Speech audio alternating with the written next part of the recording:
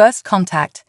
The desolate landscape of Europa stretched out before Captain Aria Chen, an endless expanse of ice and ridges bathed in the dim light of distant Jupiter.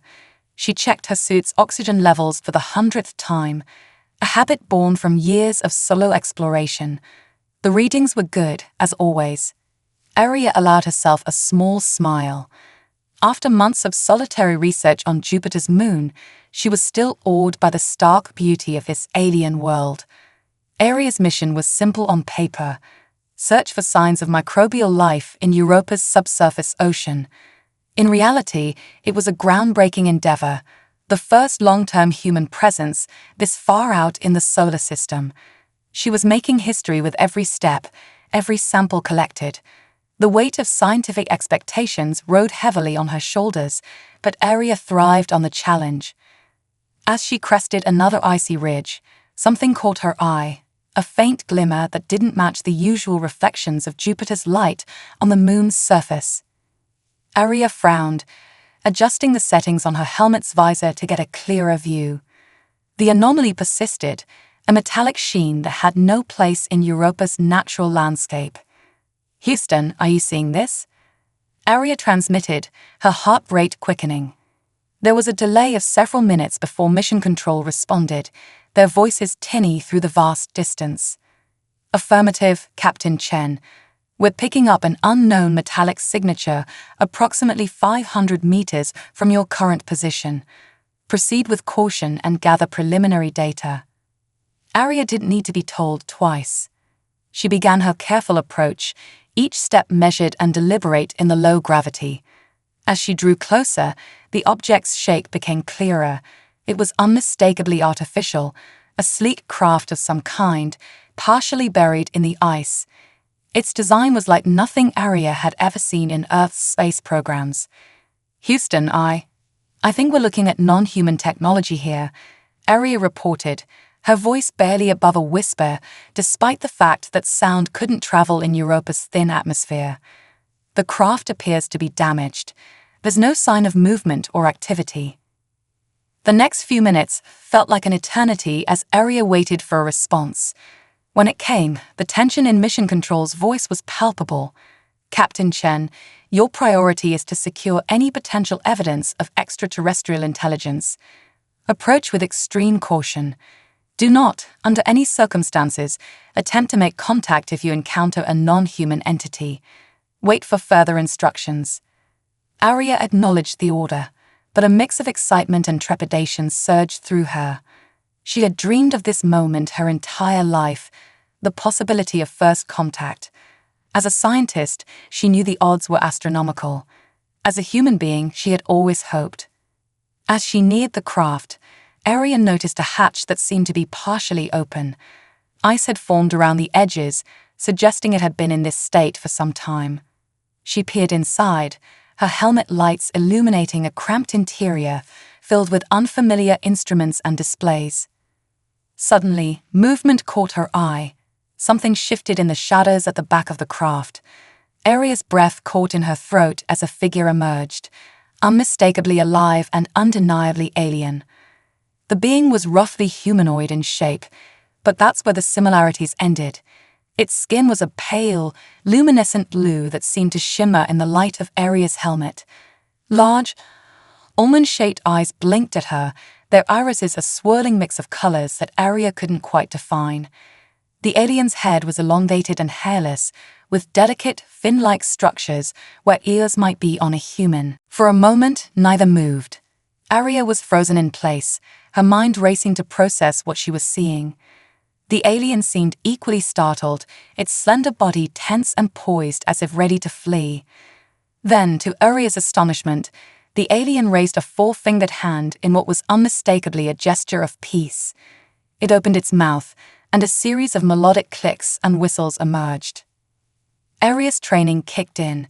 She raised her own hand slowly, mirroring the alien's gesture. "I come in peace," she said, knowing the words were meaningless to the being before her, but hoping the tone would convey her intentions. The alien tilted its head, studying Aria intently. Then, to her utter shock, it spoke in English. "Help, please." Arya stumbled backward, her mind reeling. You speak our language, she gasped. The alien shook its head, a surprisingly human gesture. Learn, quick, from your thoughts. Telepathy. The implications were staggering. Arya's scientific mind was already cataloging the possibilities, the questions this raised about consciousness and communication across species. Are you injured? Arya asked, noticing how the alien seemed to lean heavily against the wall of its craft. The alien nodded. Ship damaged. Cannot leave. Need assistance. Arya's mind raced. Her orders were clear. No contact. Wait for instructions. But faced with an injured, intelligent being asking for help, how could she possibly refuse? I'm going to help you, Arya said firmly, decision made. Can you make it out of your ship? My base isn't far from here. We have medical supplies, and I can try to tend to your injuries. The alien hesitated, then nodded again. Grateful, it said simply. As Arya helped the alien out of its craft, supporting its weight, she couldn't help but marvel at the situation. Here she was, on a moon of Jupiter, assisting an extraterrestrial being. It was the stuff of science fiction, yet it was happening right now, to her. The journey back to Arya's research station was slow and careful. The alien, despite its injuries, seemed fascinated by the icy landscape of Europa. It pointed at various features, asking questions in its limited but rapidly expanding English. Your world, beautiful, it said at one point. Different from home. Where is home? Arya couldn't help but ask. The alien gestured upward, not toward Jupiter, but beyond. Far, very far. Star you call, Proxima Centauri. Arya's mind boggled at the distances involved. What brought you here, so far from home? The alien was quiet for a moment before responding. Exploration, like you. Seek new life, new civilizations. Arya couldn't help but laugh. You sound like an old Earth TV show, she said, then sobered quickly. But I understand. It's why I'm here too. As they approached the research station, Arya's comm crackled to life. Captain Chen, report immediately. Have you made contact with the anomaly? Arya took a deep breath. This was the moment of truth. Affirmative, Houston. I have made contact with an extraterrestrial intelligence. The being is injured and in need of medical assistance. I am bringing it to the research station now. There was a long pause before Mission Control responded.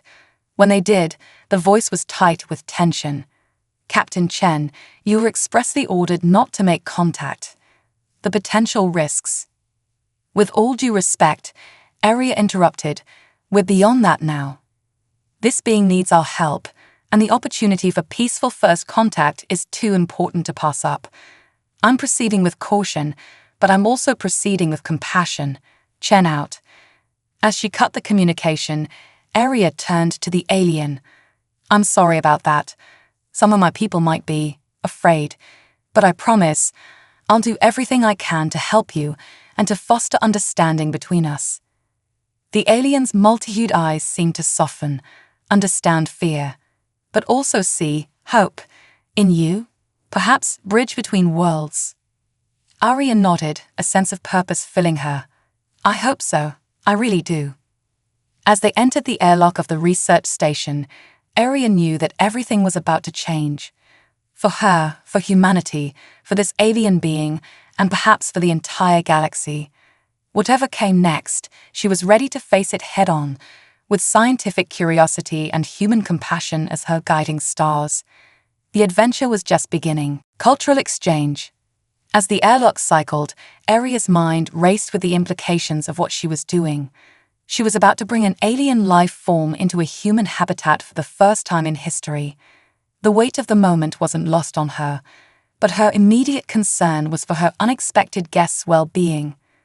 I'm going to remove my helmet now, Arya explained, her voice steady despite her racing heart. The atmosphere inside is breathable for humans. I hope it will be suitable for you as well. The alien nodded, its luminescent skin pulsing slightly. My species, adaptable, should be fine. Arya took a deep breath and unsealed her helmet. The familiar recycled air of the station filled her lungs. She watched the alien carefully, ready to reseal the airlock if there were any signs of distress. To her relief, the being seemed to breathe easily, its chest rising and falling in a rhythm not dissimilar to her own. "How do you feel?" Arya asked, leading the alien towards the medical bay. "Different," the alien replied, its English improving with each exchange. "But manageable. Your air? Richer than home." As they entered the medical bay, Arya guided the alien to sit on the examination table. Up close, in the brighter light of the station, she could see the intricate patterns on its skin, swirling designs that seemed to shift and change like the surface of a soap bubble. "I'm going to examine you now," Arya said, reaching for a medical scanner.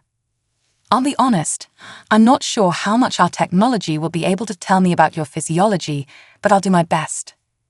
The alien watched her curiously as she ran the scanner over its body. To Arya's surprise, the device was able to pick up vital signs, though they were unlike anything she'd seen before.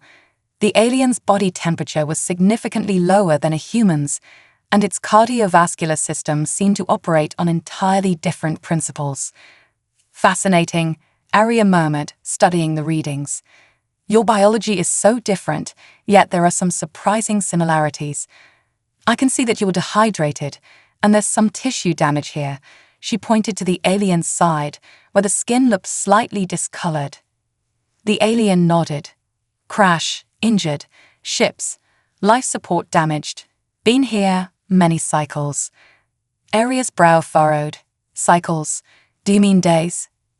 "Perhaps. Time, different here, difficult to measure." Arya nodded, her mind already working on the problem. "We'll need to establish a common frame of reference for time. But first, let's get you hydrated and see what we can do about that injury." As she worked, carefully cleaning the wound and applying a regenerative gel that she hoped would be compatible with the alien's biology, Arya couldn't help but ask questions. Her scientific curiosity was in overdrive. "Do you have a name?" she asked. "Something I can call you?" The alien made a series of musical clicks and whistles, then said, "In your language, perhaps Zephyr."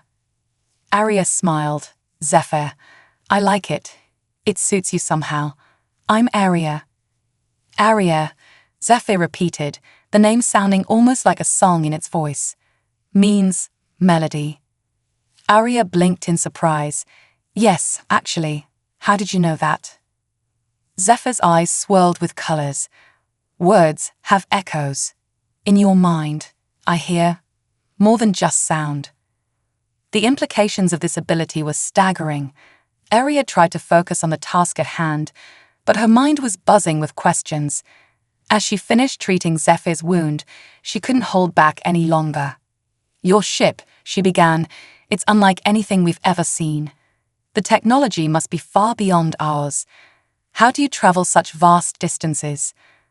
Zephyr was quiet for a moment, seeming to gather its thoughts. "We fold space," it finally said. "Create shortcuts, but dangerous, unpredictable. Why we crashed." Arya's eyes widened.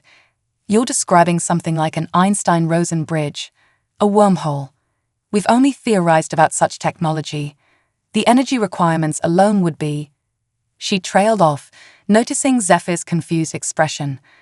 "I'm sorry," she said with a small laugh. "I get carried away sometimes. It's just, there's so much to learn from you."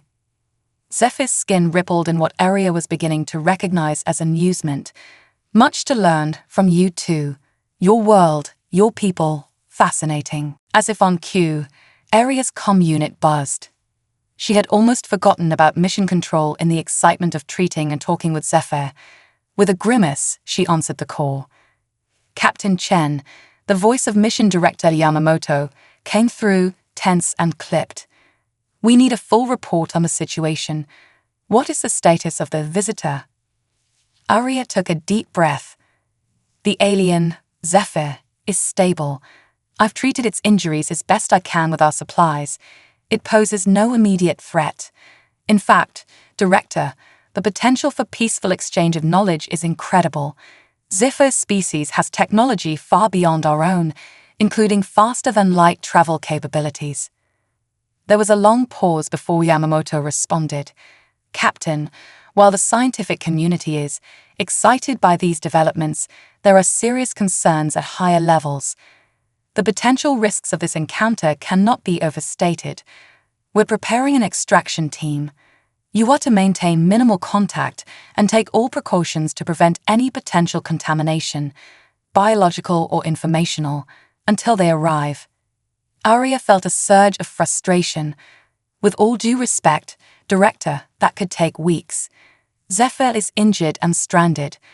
We have a unique opportunity here for peaceful first contact. Isn't that what we've always hoped for? Your concerns are noted, Captain, Yamamoto replied, his voice softening slightly. But orders are orders. Maintain the situation and wait for the extraction team. Yamamoto out. As the comm went silent, Arya turned back to Zephyr, who had been watching the exchange with interest. You disagree with your leaders? Zephyr asked. Arya sighed. It's complicated. My people, we've dreamed of meeting beings like you for centuries. But now that it's happened, there's fear. Fear of the unknown. Zephyr nodded slowly. Understandable. Change. Difficult. But necessary. For growth. Arya couldn't help but smile.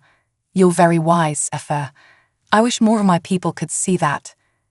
Over the next few days, despite her orders, Arya found herself spending more and more time with Zephyr. She justified it as necessary observation, but the truth was she was fascinated. They talked for hours about their respective worlds, cultures, and technologies. Zephyr described a home world orbiting Proxima Centauri, a planet of vast oceans and floating cities. Their society was based on collective consciousness and shared knowledge, with technology integrated seamlessly into their biology. Your people separate, Zephyr observed one day, gesturing at the various devices around the station. Technology, external. For us, it is part of us. Arya nodded, thinking about the smartphones and computers that had become almost extensions of human bodies. We're moving in that direction, I think. Slowly. But there are ethical concerns, debates about how much technology should integrate with our biology. Zephyr's skin shimmered thoughtfully. Interesting. For us, natural progression, but understand your hesitation. Change can be frightening. As they talked, Arya found herself sharing more than just scientific knowledge. She told Zephyr about Earth's cultures, its art and music, its complex history of conflicts and collaborations. Zephyr, in turn, shared stories of its people's journey to the stars, their philosophy of universal harmony, and their belief in the interconnectedness of all life. One evening, as they sat in the station's small observation dome, watching Jupiter's swirling storms, Zephyr turned to Arya with a question that caught her off guard. Arya, what is love? Arya blinked, surprised. Love? That's a complex concept, Zephyr. Even we don't fully understand it sometimes. It's a deep affection, a connection between beings. It can be romantic or familial, or between friends. Why do you ask? Zephyr's eyes swirled with colors Arya had never seen before. I see it, in your thoughts. When you speak of home, of your family, it is beautiful, powerful. We have something similar, but different. Arya felt a lump form in her throat. She hadn't realized how much she missed home until that moment. Yes, it is powerful. It's what drives us in many ways. To explore, to protect, to grow. They sat in comfortable silence for a while, watching the dance of Jupiter's moons. Arya found herself wondering what it would be like to visit Zephyr's world, to see those floating cities and vast alien oceans. As if reading her thoughts, and perhaps it was, Zephyr spoke softly. Perhaps, one day, you visit my home, and I return to yours, bridge between worlds. Arya smiled, warmth spreading through her chest. I'd like that, Zephyr, I really would. But even as she said it, a nagging worry gnawed at her. The extraction team would be arriving soon. What would happen to Zephyr then? Would the governments of Earth see the same potential for peace and learning that she did, or would fear and mistrust win out? As Jupiter's light played across Zephyr's shimmering skin, Aria made a silent vow. Whatever happened, she would do everything in her power to protect this newfound friendship, this bridge between worlds. The future of both their species might depend on it. Little did Aria know, as she sat there contemplating the challenges ahead, that a far greater threat was looming on the horizon, one that would test the bonds of their fledgling alliance in ways she could never have imagined. Looming threat. The days stretched into weeks, and still there was no sign of the extraction team. Aria's reports to Mission Control had become increasingly terse, filled with scientific data, but devoid of the wonder and excitement she truly felt. She knew she was walking a fine line between her duty as a scientist and her growing friendship with Zephyr. One morning, as Aria was running diagnostics on the station's communication array, an alert flashed across her screen. A massive object had entered the outer solar system, its trajectory bringing it worryingly close to Jupiter and its moons. "Houston, are you seeing this?" Aria called, her fingers flying over the keyboard as she tried to get a better read on the anomaly. There was a long pause before Mission Control responded, longer than the usual delay caused by the vast distance between them. When the voice came through, it was strained with barely contained panic. "Captain Chen, we've got a situation. The object you're detecting, it's not alone. We're picking up multiple signatures, all on a direct course for the solar system. Current estimates put them at Earth's orbit within 3 months." Aria felt her blood run cold. Are we under attack? Another pause. "We don't know, Captain, but given their speed and trajectory, we have to assume hostile intent. All deep space missions are being recalled effective immediately. Prepare for emergency extraction." As the communication cut out, Aria sat back, her mind reeling. An alien invasion. It seemed impossible, like something out of a bad science fiction movie. And yet, the evidence was right there on her screen. "Zephyr," she called out, her voice shaky. "I need you to look at something." The alien glided into the room, its movements having become more fluid as it recovered from its injuries. "What troubles you, Aria? Your thoughts, chaotic." Aria pointed to the screen. "Can you make sense of this? There are multiple objects entering our solar system at incredible speeds. My people, we think it might be an invasion force." Zephyr leaned in, its eyes swirling with rapid flashes of color as it processed the information. Suddenly, it recoiled, a high-pitched heening sound escaping its throat. "No," Zephyr whispered, its voice filled with a fear Aria had never heard before. "They have found us." Aria felt her heart skip a beat. "Who, Zephyr? Who has found us?" Zephyr's luminescent skin had dimmed, taking on a greyish hue. The Void Hunters, destroyers of worlds, consumers of life. Over the next hour, as they huddled together in the small control room, Zephyr explained.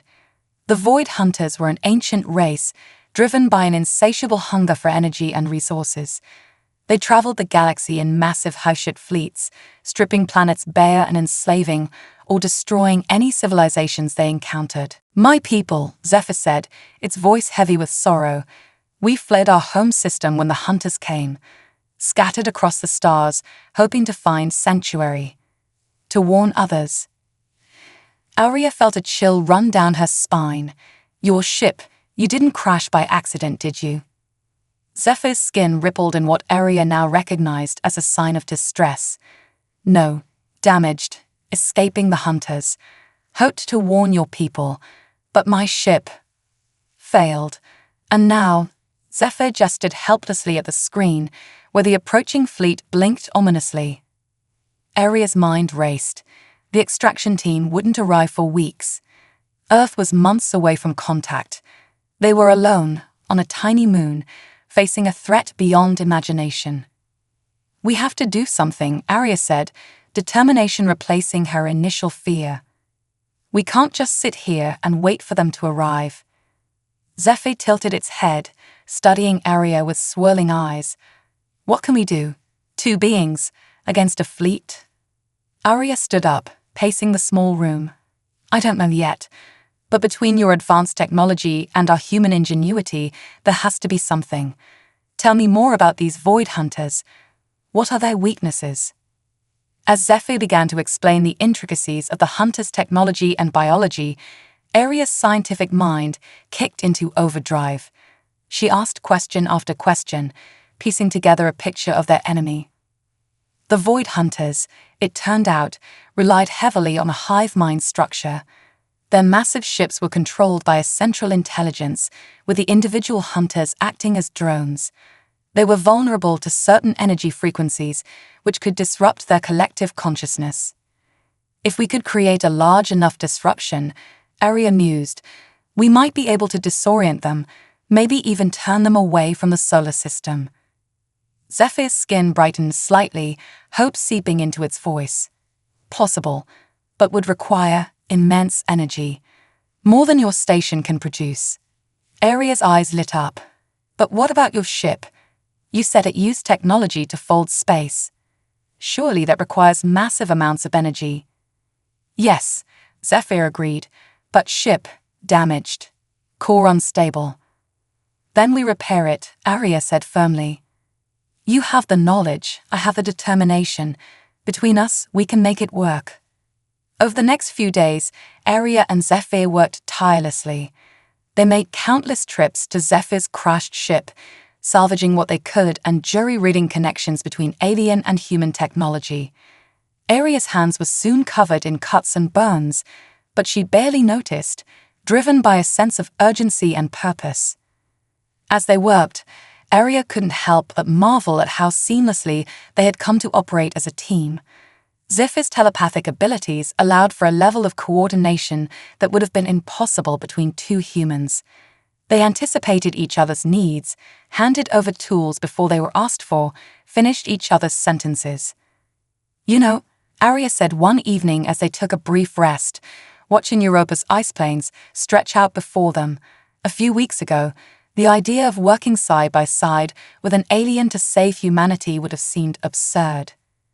Zephyr's skin shimmered with amusement. "And now," Arya smiled, feeling a warmth that had nothing to do with her suit's temperature regulators.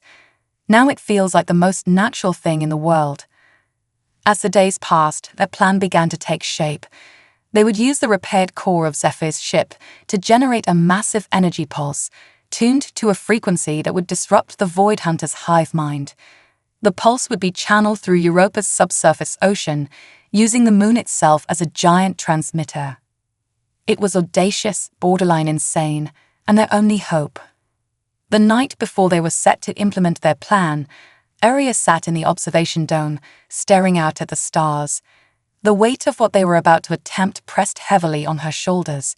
If they failed, Earth would have no warning, no chance to prepare for the coming onslaught. Zephyr joined her, its presence a comforting warmth in the chilly dome.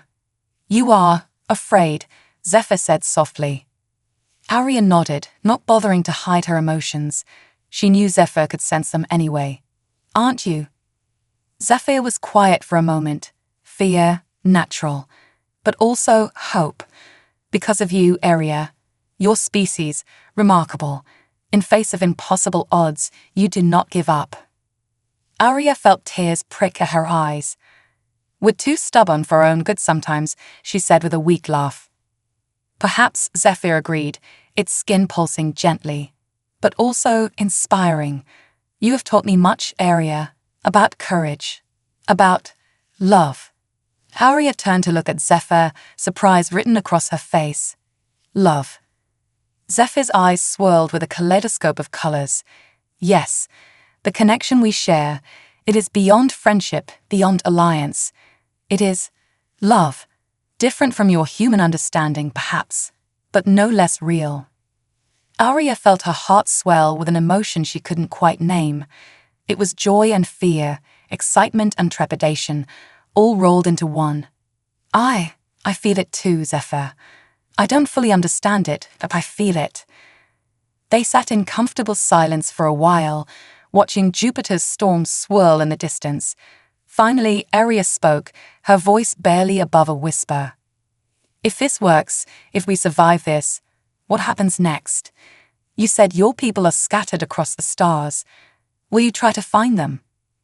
Zephyr turned to her, its gaze intense. My people, important. But you, Earth, also important. Perhaps I stay. Help bridge our worlds, if you want. Aria felt a smile spread across her face, genuine and full of hope, despite the danger that loomed before them. I'd like that, Zephyr. I'd like that very much. As the first light of Europa's brief day began to creep over the horizon, Aria and Zephyr made their final preparations. They had informed Earth of their plan, though they had no way of knowing if the message had been received or understood. They were alone on an icy moon, about to attempt the impossible. A human scientist and an alien refugee, the most unlikely of partnerships, standing as the first line of defense against an interstellar threat. As they stepped out onto Europa's icy surface, their makeshift energy device humming with power, Aria felt a sense of calm settle over her. Whatever happened next, they would face it together. Ready? She asked, her voice steady. Zephyr's skin pulsed with determination. Ready. Together, they activated the device. A pulse of energy, more powerful than anything humanity had ever created, shot through Europa's icy crust and into its subsurface ocean. The ice beneath their feet began to rumble and crack. As the energy built to a crescendo, Aria turned to Zephyr. In that moment, facing either triumph or oblivion, she felt more alive than she ever had before. Whatever happens, she said, her voice filled with emotion, I'm glad I met you, Zephyr.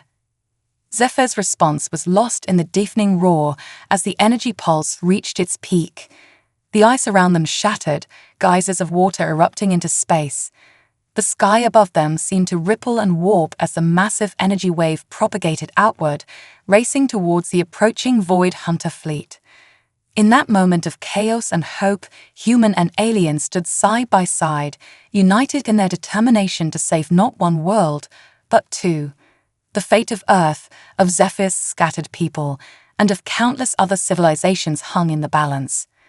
The battle for two worlds had begun. Unlikely heroes. The silence that followed the massive energy pulse was deafening.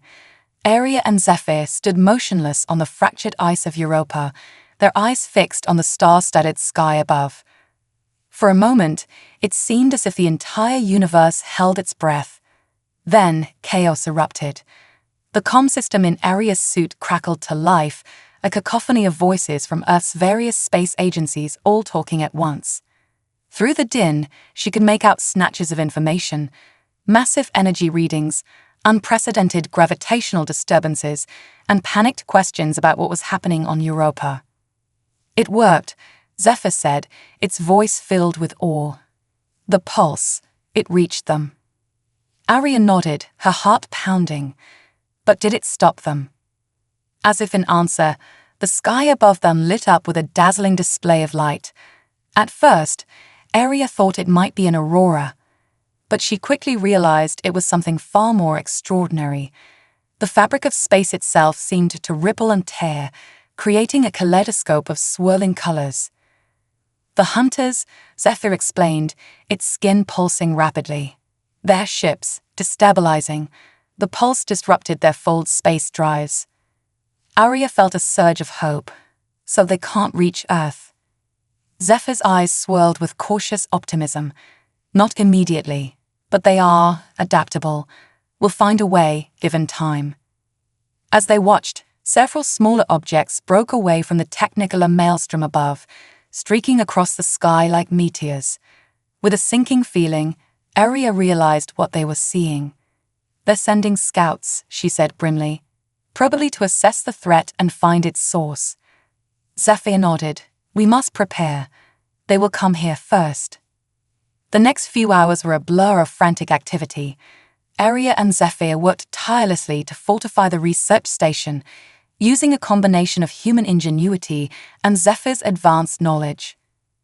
They rigged force fields using modified components from Zephyr's ship, set up early warning systems, and prepared makeshift weapons. All the while, Aria was in constant communication with Earth, relaying information about the Void Hunters and coordinating a global response. To her surprise and relief, the governments of Earth seemed to have set aside their differences in the face of this existential threat. A unified Earth defense force was being hastily assembled, drawing on the best minds and resources from around the world. As they worked, Aria couldn't help but marvel at how smoothly she and Zephyr functioned as a team. Their different backgrounds and physiologies, rather than being obstacles, seemed to complement each other perfectly. Where Aria brought human creativity and adaptability, Zephyr provided advanced scientific knowledge and unique insights. "You know," Aria said as they'd put the finishing touches on a jury-rigged energy cannon, "a few months ago, I was worried about contaminating my samples with Earth bacteria. Now I'm building alien weapons to fight off an invasion." Zephyr's skin rippled with amusement. Life, full of surprises. Adaptation, key to survival. Aria smiled, feeling a warmth that had become familiar over the past weeks. "I'm glad you're here, Zephyr. I couldn't do this alone." Before Zephyr could respond, an alarm blared through the station. One of the scout ships had entered Europa's thin atmosphere and was descending rapidly towards their location. "This is it," Aria said, her voice steady despite the fear coursing through her. "Are you ready?" Zephyr's skin pulsed with determination.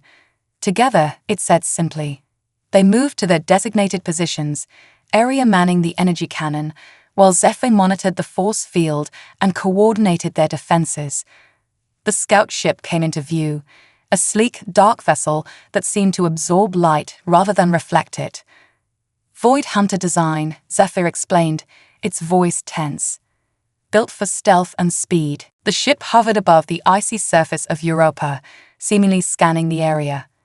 Suddenly, a beam of intense energy shot out from its underside, striking the force field around the station. The barrier flickered but held. "Now, Aria," Zephyr called out. Aria didn't hesitate. She fired the energy cannon, a bolt of crackling blue energy lancing out towards the Void Hunter ship. The shot connected, causing the vessel to shudder and list to one side.